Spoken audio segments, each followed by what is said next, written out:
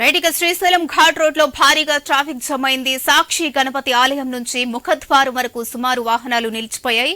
ఇక దాదాపు 5 కిలోమీటర్ల మేర ట్రాఫిక్ జామ్ అయిపోయింది. కార్తీక మాసం కావడంతో భక్తుల రద్దీ అనూహ్యంగా పెరిగింది. దీంతో వాహనాలు ఎక్కడికక్కడ నిలిచిపోయిన పరిస్థితి కనిపిస్తుంది. రైట్ ఇక డీటెయిల్స్ వచ్చేసి మా ప్రతినిధి ధరణి కిషోర్ అందిస్తారు. రైట్ ధరణి కిషోర్.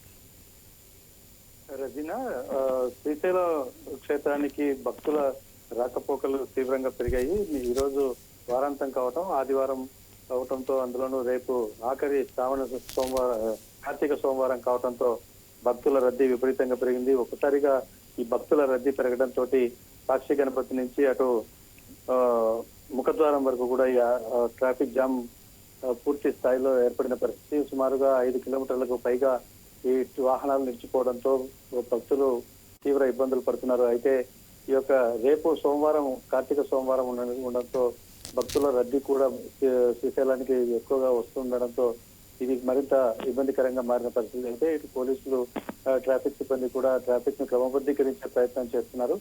ఏదేమైనప్పటికీ కూడా కుటుంబాలు, అంటే ఎవరైతే యాత్రికులు ఉంటారో శ్రీశైల మల్లన్నను దర్శించుకోవడానికి పాతాళగంగలో స్నానాలు, పుణ్యస్నానాలు చేయడానికి పెద్ద మొత్తంలో ఒకేసారిగా రావడంతో ఈ యొక్క ట్రాఫిక్ జామ్ ఏర్పడిందని చెప్పి భావించవచ్చు. ఏదేమైనా కూడా కట్టుదిట్టమైన ఏర్పాట్లు చేస్తూ పోలీసులు కూడా ట్రాఫిక్ ను క్రమబద్ధీకరించే ప్రయత్నం చేస్తున్నారు. Right, thank you Dharani Kishore.